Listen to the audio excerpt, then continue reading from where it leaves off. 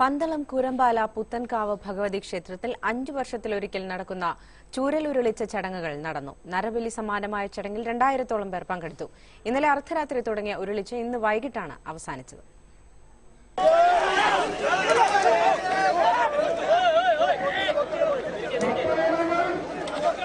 കാവുകളിൽ നിന്ന് പിഴുതെടുക്കുന്ന മുള്ളുകൾ നിറഞ്ഞ ചൂരലിൽ ഉരുണ്ട് ജീവരക്തം കാളിക്ക് സമർപ്പിക്കുന്ന നരബലിക്ക് സമാനമായ ചടങ്ങാണ് അടവി. രാത്രി 12 മണിയോടെ ക്ഷേത്ര വെളിച്ചപ്പാട് പാനയടി ആരംഭിച്ചതോടെ ചടങ്ങുകൾക്ക് തുടക്കമായി. ഇതോടൊപ്പം മൂലസ്ഥാനത്ത് വേലന്റെ പറച്ചാറ്റ് ചടങ്ങ് നടന്നു. തുടർന്നായിരുന്നു പുരുഷന്മാരുടെ നേതൃത്വത്തിൽ ചൂരൽ ഉരുളിച്ച. പണ്ടുകാലങ്ങളിൽ വനങ്ങളിൽ നിന്ന് കൊണ്ടുവരുന്ന ചൂരലിൽ മുള്ളുകൾക്കൊപ്പം വിഷപ്പാമ്പുകളും പതിയിരുന്നതായും ചരിത്രമുണ്ട്.